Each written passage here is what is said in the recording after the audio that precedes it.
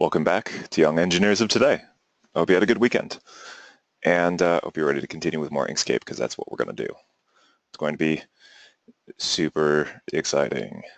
Oh my gosh! Yeah, no, it should be pretty interesting. So we'll continue along that path. We'll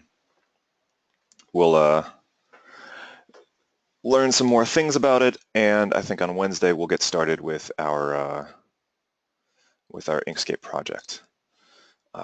After that, I don't know. I'm not entirely sure what we're going to be doing next. We might be doing stuff with little bits. We might be doing stuff with Arduino. We might be doing stuff with, who knows? Really, it's kind of it's a grab bag at this point. So I guess we'll see. We shall see. At any rate, that's what we're going to continue with today. So last week we went over just all the different features of Inkscape and stuff like, well, not all the different features, but like basically the drawing tools and things like that. Like we made all the boxes and changed the vanishing points and all that kind of stuff, and it was pretty exciting stuff, right? Like super exciting. We learned how to make a circle and how to make a line and how to make like a wiggly line by using the mouse. I know, I know. Try to hold back your enthusiasm. But anyway, yeah, we're gonna go ahead and start it up again and look at a couple of other things. So I'm just gonna go ahead and open it up, and we'll let it figure itself out. Yeah, geometry. Um, yeah, yeah, exactly. It'll probably be a minute. So, at any rate, how was everybody's weekend?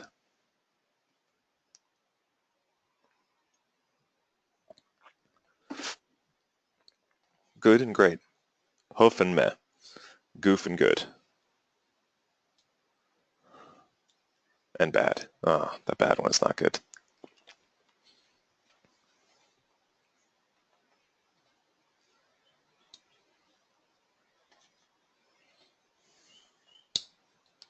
Well, I'm unsure about hoof and meh, and bad is not so good. But I'm glad that most of you had at least a decent weekend. I'm sorry to hear that your weekend wasn't the best. Hopefully that's over with now.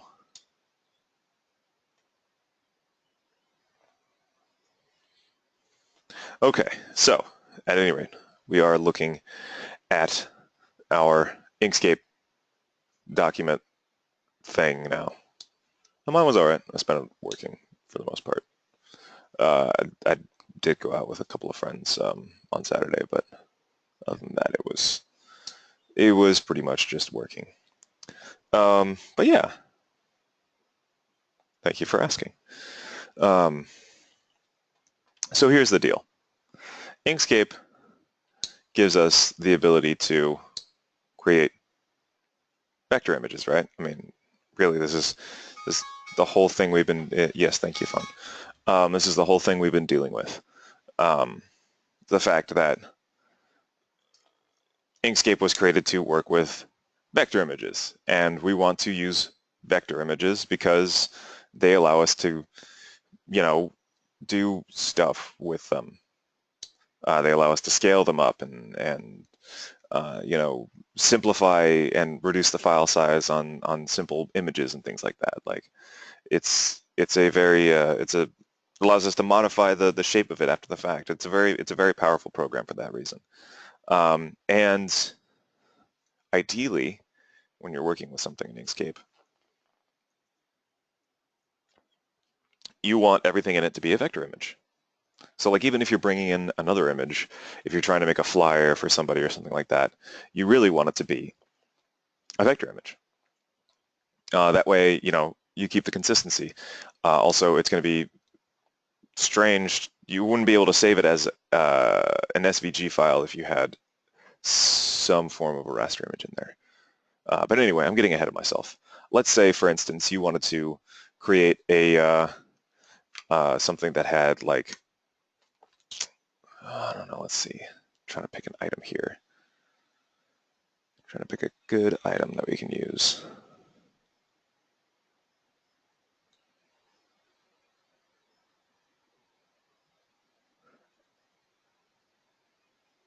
I agree. I agree, Jean-Marc. Jean-Luc. Jean-Claude. Um, I know it's not actually Jean-Claude, but just Jean-Claude Van Damme is the first person that comes to mind. All good. I was curious as to what that was about. I thought you were typing in some sort of code, but it's good to know that I don't have to in fact decipher it. I can rest easy now. Anyway, let's see here. Let's say you're advertising. Oh, nice.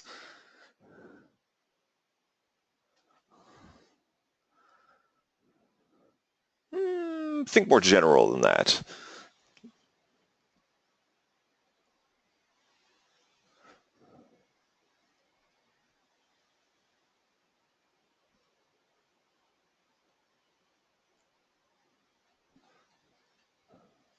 How about boots? Let's just say boots. Work boots or something like that.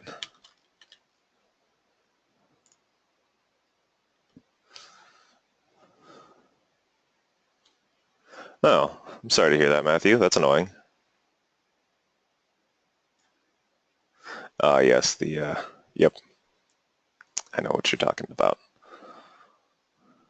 All right, so yeah, let's say we're advertising boots. So we just want like one of these plain white backgrounds, and we want one of these boots. What do you think could be a problem with just pulling some random image off the internet for that? Those are some nice boots I got here. Copyright, yeah, the design, those are definitely ones. What about what about just the format of the picture?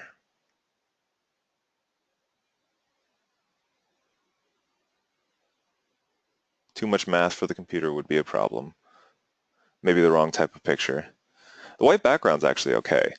Um, but these are probably all going to be raster images, right?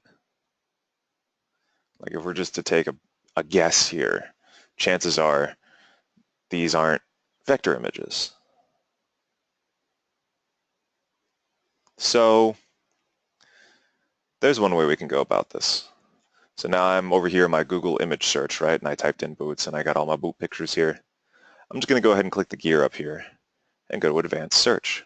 Now you got to make sure that you do the advanced search inside of the Google image search area. Otherwise you're going to get advanced search for just Google in general, and that's not going to be what you want because you're not going to get the same options. And you're going to be sitting there going, why are my options different when I'm like rattling through all of these? You don't need to do it, but I'm just saying in case you do. But yeah, so anyway, advanced image search allows you to search with stricter parameters. So we've got find images of all these words, this exact word or phrase, any of these words and none of these words, allowing you to filter out results, narrow your results by image size, aspect ratio, colors, type, region, site or domain, safe search, file type, usage rights. So image size, obviously, do we want a big image? Do we want a medium image? Do we want a small image? Do we want an image that's a certain size, like a specific size? Aspect ratio, tall, square, wide, panoramic, like 16:9:4:3, different kinds of aspect ratios and stuff like that different types of monitors use and screens. Colors in image, any color, full color, black and white, transparent, this color. We can search for a predominantly red image. We can search for a predominantly blue image. We can search for an image that's in full color, or we can search for an image that's just black and white, that sort of thing. Type of image. Type of image is going to be, this is one of those things that Google doesn't quite have down yet, but we can try and ensure that we only find pictures of faces or clip art or line drawings or GIFs, things like that. I say GIF. I recognize that the creator of the GIF said that it was pronounced GIF, but I choose to not believe that. Anyway, region from anywhere in the world, so that the image can be sourced from anywhere in the world. Site or domain, you can enter in a, like you can say, oh, hey, I only want to find, yeah, the typical type of Inkscape. We only want to find images from Wikipedia, or we only want to find images from, I don't know, some site, something that comes to mind. Safe search. I think you guys all know what that is. We're going to keep that on. We're going to keep that on filtering. File type and usage rights. Usage rights, now you can see, not filtered by license, free to use or share, free to use or share even commercially, free to use or share or modify, free to use, share, or modify even commercially. See, now if the image has usage rights listed for it, then Google can filter out the stuff that doesn't fit the image rights we're looking for. So we can help avoid that whole like copyright issue as well. And then finally, this is the one I wanted to look at. Any format, file type, JPEG, GIF, PNG, BMP, or yeah, PNG, Bitmap, SVG, WebP, icon files. We can look specifically for a file type. In this case, if we want to find a vector image, we're going to search for SVG files, so scalable vector graphics. And then I'll go ahead and just click Advanced Search. And just like that, I'm given a whole selection of vector art boots. So we know just from that filter on the advanced image search that these are all going to be examples of vector art. And we can pretty much verify that just because of how they sort of look and everything like that. Vector art has a very specific look to it. However, looking at this, well, they're not really what I'm looking for, and maybe you guys might know why they're not really what I'm looking for.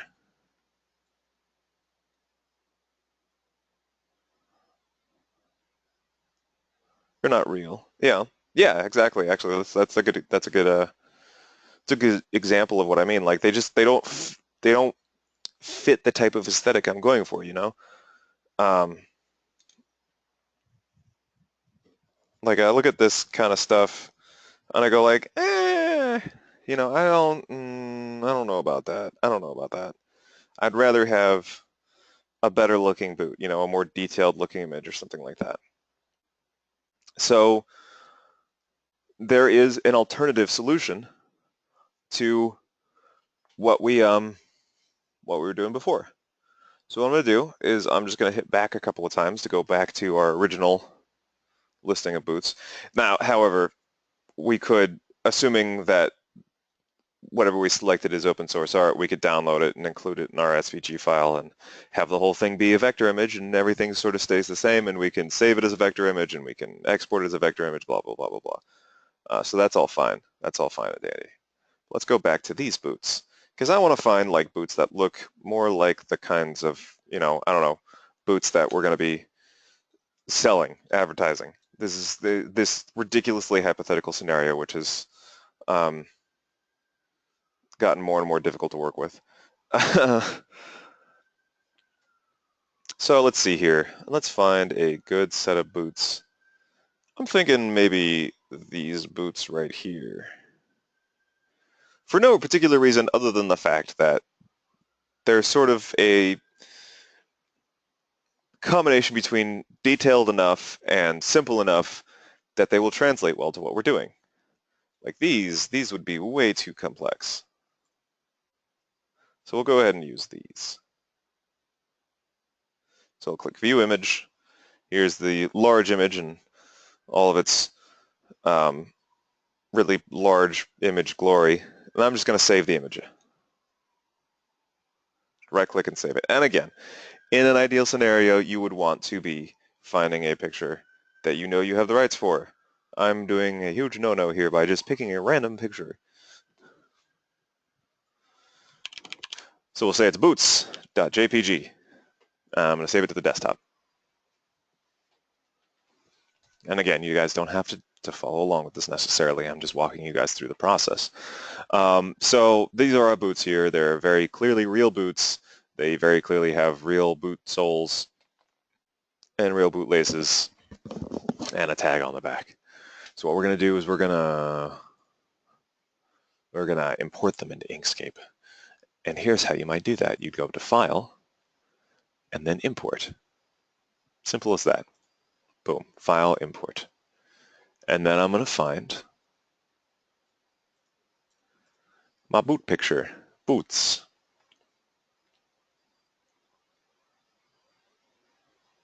Have you opened it before, Aiden? Is it giving you an error message, or is just nothing happening?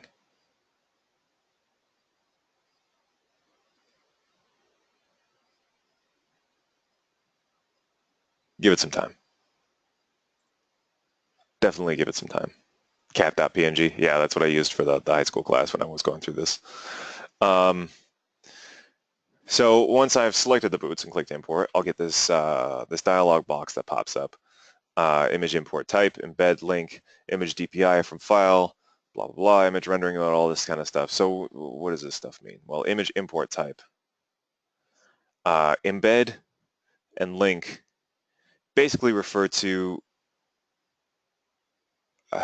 oh, you mean like on Google?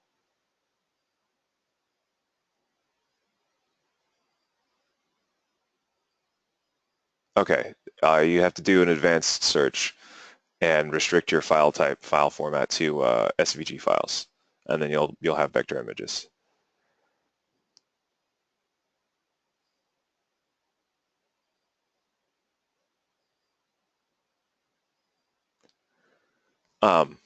So anyway, yes, image import type. Basically, this refers to how I know this stuff is not necessarily, it's the gear in the upper right hand side.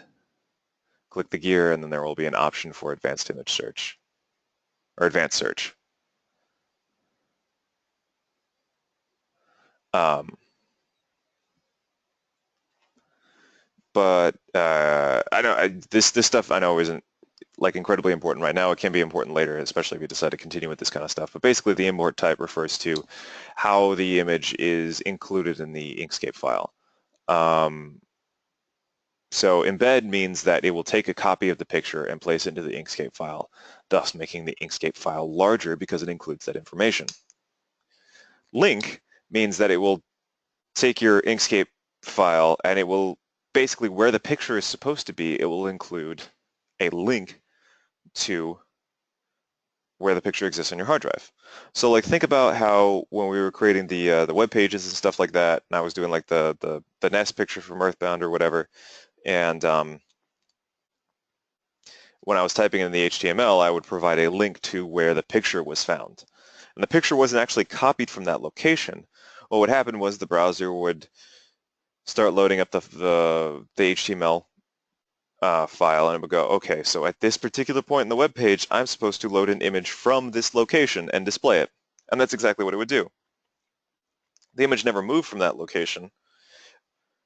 We never actually included the image in our HTML file. We just told it where to find it, and it then pulled it up. So that's kind of what's happening with the link here. We're not actually including the image in the Inkscape file. We're just telling Inkscape where to find it, and then Inkscape will pull it up and show it anytime we want to open up this picture. This results in a smaller file size, but that also means that if you set up like if you set up a whole bunch of images that are all linked together and you try and share your SVG file with somebody else, they're not going to be able to open the images unless you give them, or they're not going to be able to open up the SVG file and have it look correct unless you include all of the images that you link with it. So that's an important thing. If you plan on sharing the file, embed is the better way to go. Image DPI just refers to the detail, the amount of detail that's on the picture. So either we can use the amount of detail that the picture comes with, or we can use the amount of detail that Inkscape will try and default to when it imports a picture. And then image rendering mode has to do with how the image is displayed on the computer. Either you do some sort of smoothing, or you don't, or you just let Inkscape decide the best solution for you. Were you able to find it, Tree Look?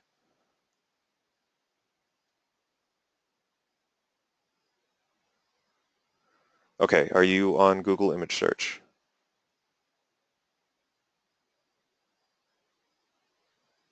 Okay. Did you search for something?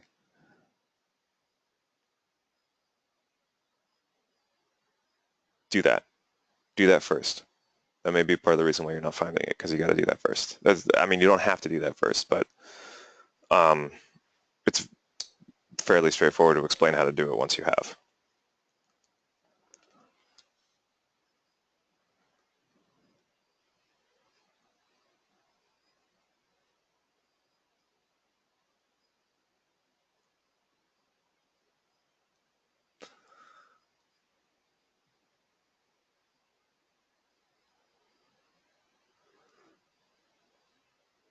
And then just let me know when you've done that.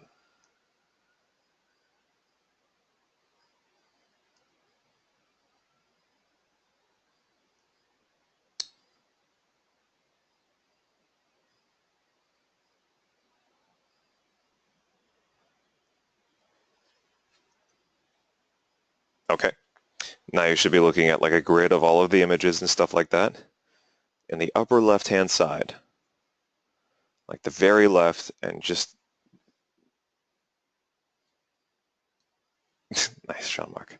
Yeah, right. It's very hard on the computer. In the upper right-hand side, on the very right-hand side of the window, um, sort of on the same level as the search bar, there should be a thing that looks like a gear. Let me show you what I mean. It is right here. Whoop, whoop, whoop, whoop.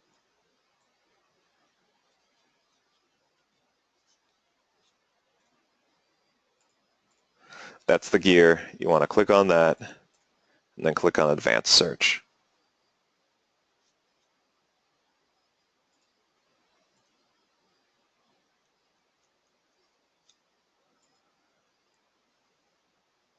And then on that page, there is the second to last result, or the second to last drop-down menu is File Type, and it defaults to any format. Yeah, select SVG, and then click Advanced Search, and you can have vector images.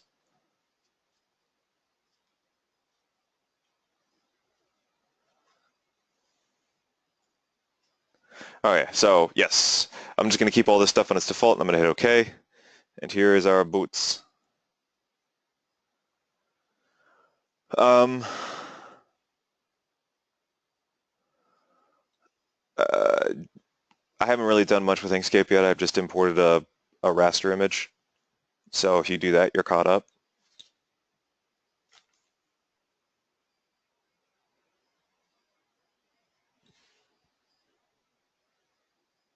File, and then import.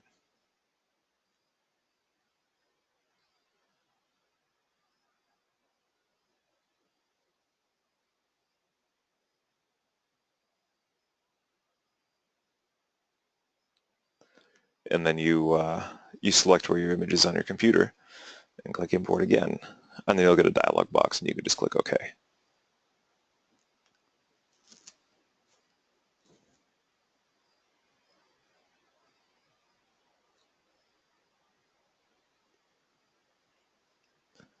Okay, so yes, here are my boots sitting here in Inkscape, just chilling there. So what I'm going to do is I'm going to make them I'm going to make them a little bit smaller, and if I hold down Control, I can keep the same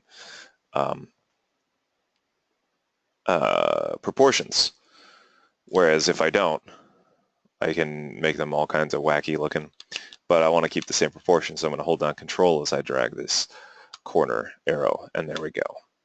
So there it is, nicely sized on our canvas. So what I'm going to do then is I'm going to click on it once.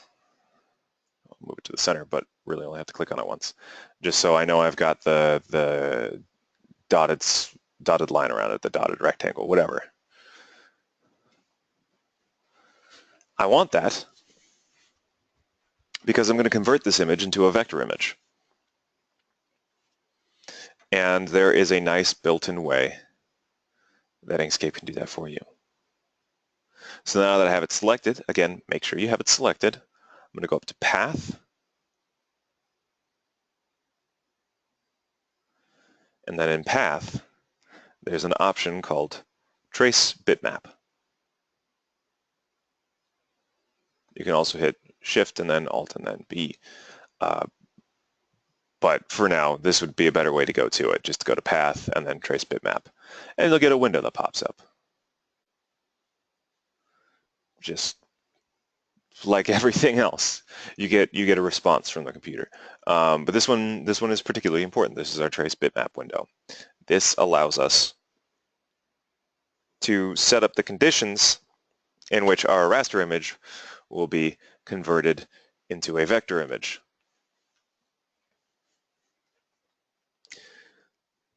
So as you can see, we got some options here. We got quite a number of options. We've got single scan and then multiple scans, and then we've got sub-options here: brightness, cutoff, edge detection, color quantization, brightness, steps, colors, and grays, and then we got all these checkboxes like smooth and stack scans and remove background and invert image and blah, blah, blah, blah, blah. So here is where we set up basically the means with which Inkscape is going to determine what is part of the image and what isn't, and trace a picture of it. Now you also notice over here on the right-hand side, we got this preview area that's empty.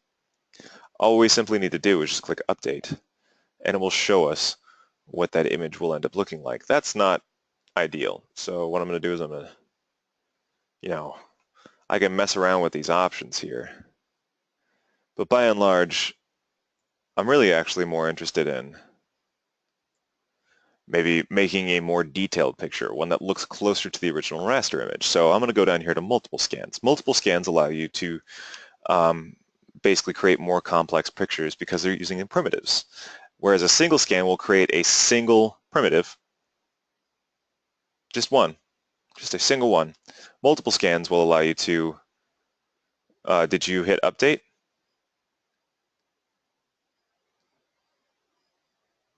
Huh. Maybe, do you at least get like a white box that pops up or something like that?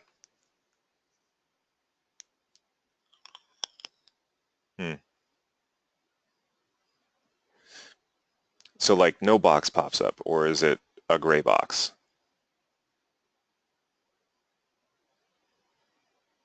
So no box, okay. I'm not sure then.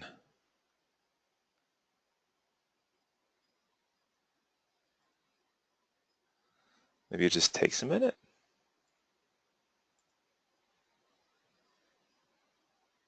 I mean, you're pretty much at the same spot where we are. You just have to open up the trace bitmap. Your call, though. I mean, if you wanna watch this video tomorrow, feel free to. Okay, like I was just saying, once you import the picture, I'll go ahead and close this. Once you import the picture, you click on it so it's selected, and you go up to Path, and then Trace Bitmap, and you are where we are now.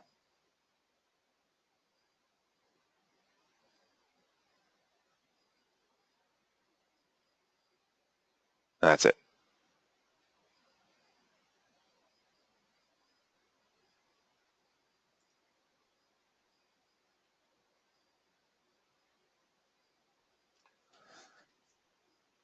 You got there?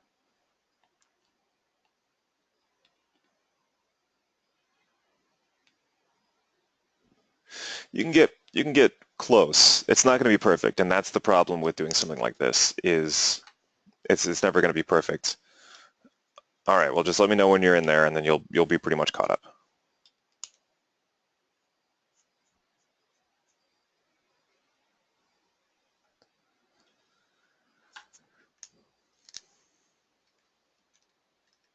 Yeah, we'll get there, Jacob.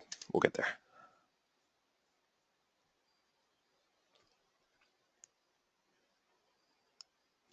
Path is, okay. Path is one of the drop-down menus at the top up here. I see how I got File, Edit, View, Layer, Object, Path, Text, Filters, Extensions, and Help. There it is, right there. I want to click on Path, and then click on Trace Bitmap.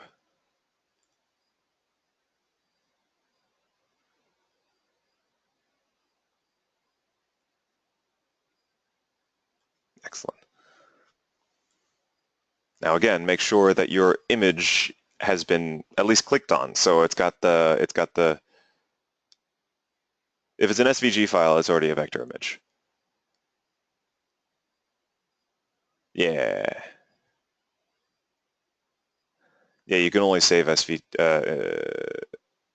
you can only save an SVG file as an SVG file if it's a vector image.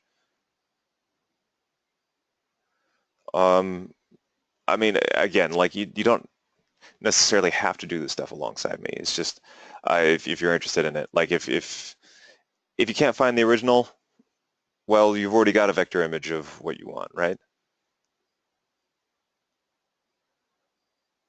I don't know what to tell you then, because I can't help you find the original in that case. Because it could be on your computer or it could be on the internet, and I don't know what you did, what you searched for in order to originally find it. You know what I mean?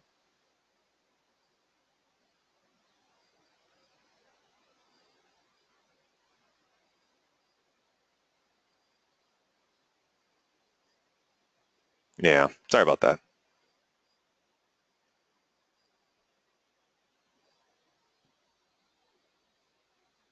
Yeah, oh well. Okay, so the options that we got here on Trace Bitmap. Like I was saying, single scan creates a single path. So like just how we did when we were drawing like our weirdo shapes and stuff like that, like this is a single path. It's just a single line that might have a beginning and an end. In this case, the beginning and the end are the same spot, but it might have a beginning and an end. Boy, but it's going to be a simple image. So brightness cutoff, edge detection, these are different means of basically detecting the image itself in order to create a vector image off of it.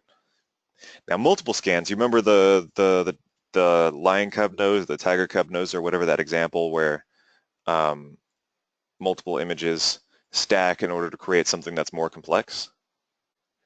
This is how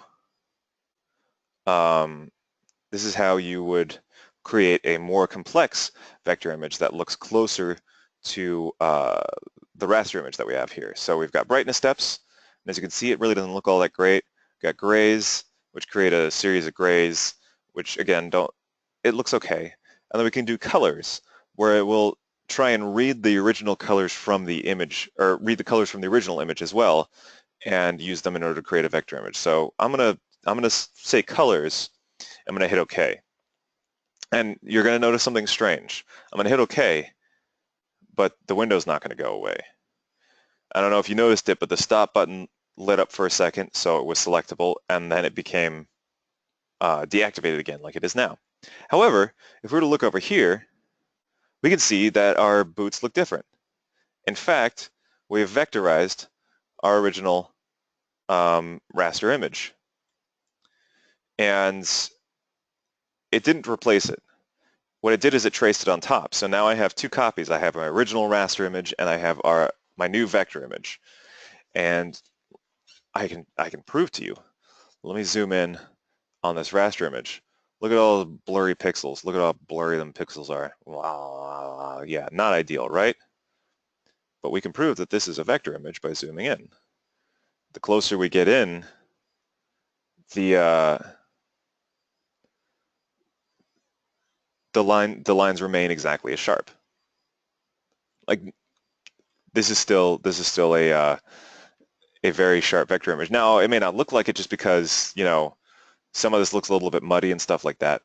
And part of that has to do with the failing of drawing from raster to vector it's trying to do its best guess as to what the original image looked like, and it's not going to be perfect. We can tweak that and fix that, but at the same point, there's only so much detail on the raster image, and it's going to pick up those same imperfections in the vector image. They're just going to be sharper. So, I mentioned that we can tweak the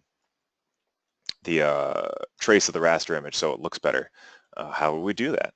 Well, okay, so I'm going to keep it on colors. First off, I'm going to click Remove Background. So what it's going to do is it's going to take this white background on this picture, and it's going to try and get rid of it so that we don't have it in our vector result. And then we can mess around with some of these options. First off, I'm going to increase the number of colors. And you can go all the way up to 64. Since this is such a simply colored picture, it's not really going to make that big of a difference. However, I am also going to increase the number of scans, and the scans can go all the way up to 256. Now, if I hit update, even then it takes a second to think about it, but look at that preview. The preview looks really, really nice. So what I'm going to do is I'm going to hit OK. And I'm going to tell you right now, I'm going to hit OK, and then my computer's going to stop responding for like a minute, because this will be a very CPU-intensive operation. So don't think that I've dropped out of the webinar or anything like that, or if you click OK, don't think that your Inkscape has crashed necessarily. This is a very CPU-intensive process that takes a while, and so it'll even say like not responding and stuff like that. Just let it do its thing. Just let it do its thing. So here, I'm going to go ahead, click OK. Here we go. Now, as you can see, the OK button is no longer selectable and the stop button is selectable, and that means that it is currently processing it. As long as it looks like this, it will be processing that trace. So our trace is, as you can see up here, it says not responding now. Don't worry, we'll get through this. There we go. Okay, so look at that. See, our original raster image was simple enough that the vector image is a very faithful recreation of it. Let me go ahead and drag it away, which is going to take a minute because it has to basically drag a group of 256 images, all relative to one another. Another very CPU and GPU intensive thing. Now, you'll be able to tell the difference once we zoom in. So let me zoom in on the raster image. And again, we can verify it's a raster image because we got all these blurry exploded pixels. Blah, ew, gross. Now, let's take a look at the vector image. Slowly, slowly, my poor computer, slowly. So first off, things might look a little wonky here. Like notice how the tag is much clearer on the raster image than it is on the vector image. All right. Let's continue zooming in. The boots themselves look a little bit blurrier, like they have some kind of like the camera that took it had like a layer of Vaseline over the lens or something like that. But by and large, it looks very good. We'll continue to zoom in a little bit more, a little bit more, a little bit more.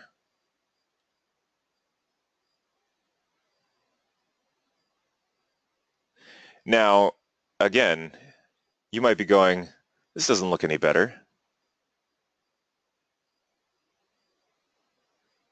What do you mean nothing works?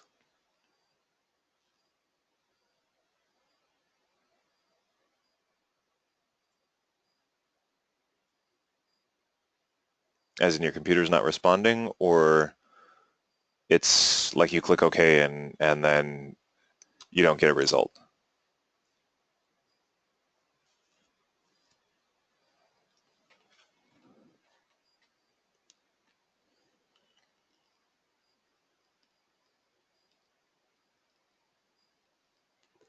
Okay, but like, what do you mean when you guys say you can't do a single thing? Is it,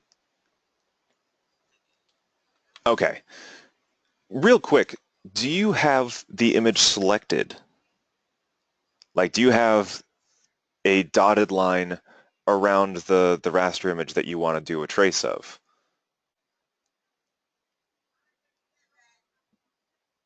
Are you sure it's a raster image?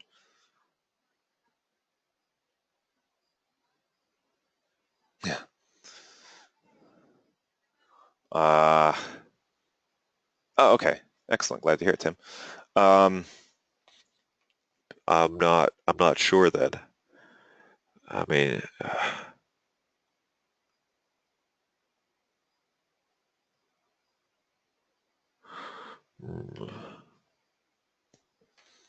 maybe we can,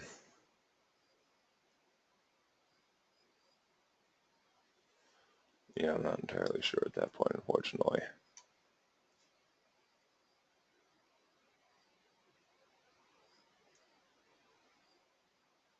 Because those are usually the two most common things. It's just the fact that um,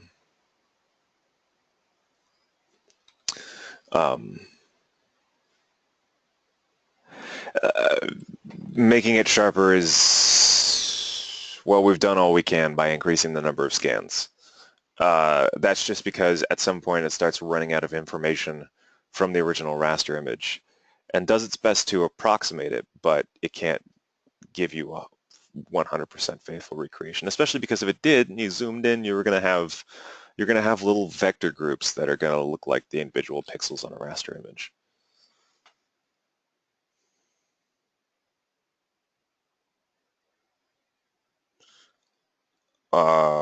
Control mouse wheel zooms. You can also use the magnifying glass over here on the left-hand side. Yeah, left click to zoom in and right click to zoom out. Anyway, yeah, not having the picture selected and having it not be a raster image are usually the most common symptoms or causes, I guess, of it not cooperating. Um, I'm not sure what the situation is then. This is something you downloaded off of Google, Noah?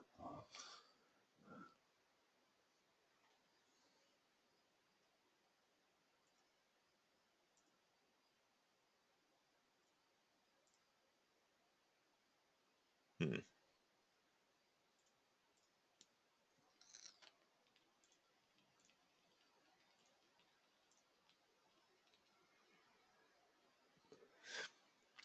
That gives you a vector image. See, that's what I was explaining before. You can't you can't trace a vector image because it's already a vector image. That's why you haven't been getting anything.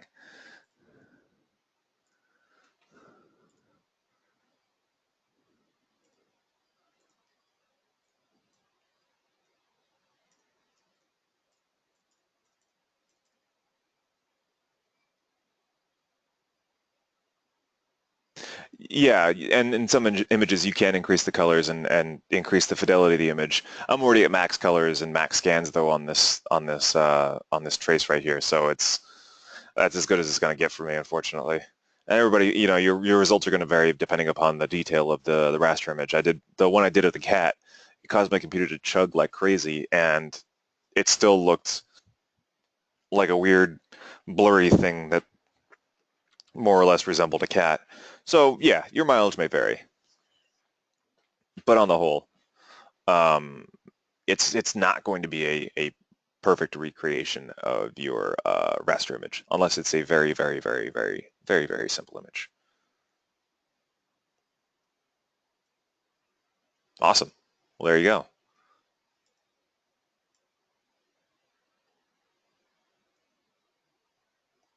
Yeah, mine is pretty close to it. It's not 100% perfect, but it's close enough that you could include it on on like a flyer or something like that, even a big flyer, and nobody would be the wiser. It just looks like it's got a soft focus on it.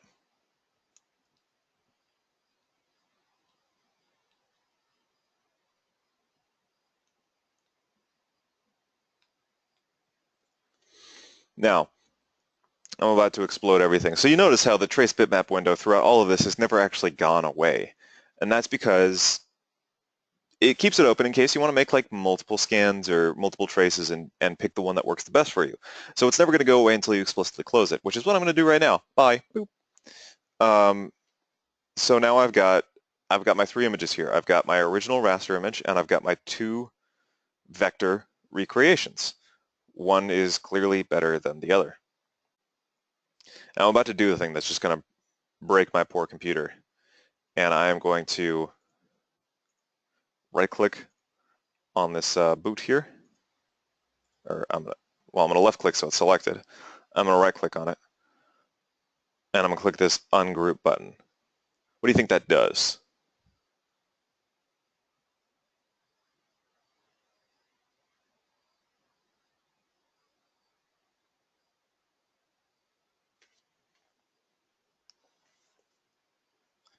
Yep, it ungroups all of the layers, separates the scans, exactly. That's exactly what it does. So here goes. Boop.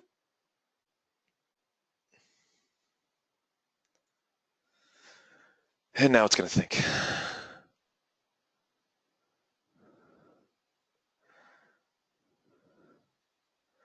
Oh yeah, that's not ideal, Liam. Okay, so far so good. Now what I can do is I can just drag stuff off of this, and hey, look at that. Now we got separate parts of the image coming out of it now. Now, as you can see, none of these are going to be like a complete image. And that's kind of the cool thing about it. That's all of these are layering in order to produce the image of the boots.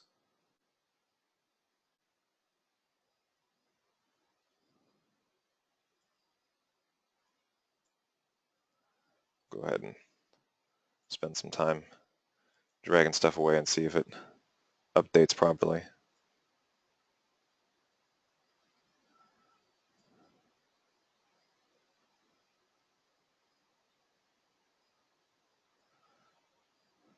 So now we got a whole bunch of different renditions of the same boot. And they're all just layers on that. So if we were to put this layer on top of that other one, as you can see, they kind of complement one another in order to create the image. Yeah, just go ahead and watch the video on YouTube. It may not be that we even get to start working on it on Wednesday. But yeah, just go ahead and watch it, just so you know, because I believe that it's something that'll tie into lab with Mr. Dubik. So that would be ideal.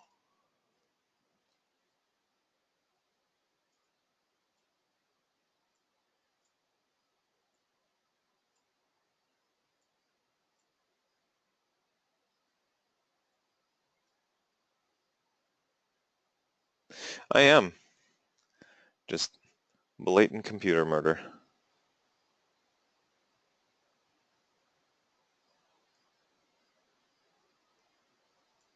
But see, you get these kind of cool like renditions,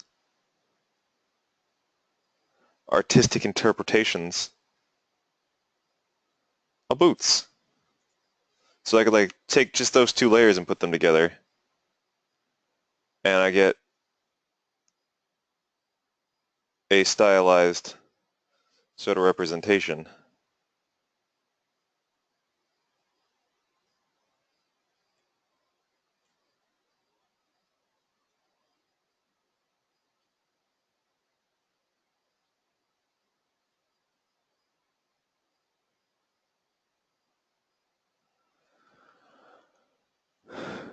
But yeah, so that is certainly one way that we can take a raster image and still include it in a vector image file, and save it as a vector image file and share it with other people and do all that kind of stuff.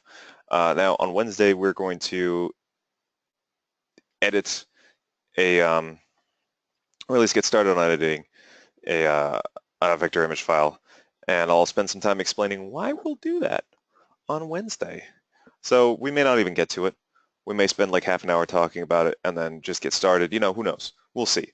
But by and large, we'll hopefully get started on it at least for Wednesday. But as for now, I want to make sure that you guys are able to answer the poll questions and get any questions that you have to me out before we get started on the next, before I have to go for my next class. So let's go ahead and get the poll questions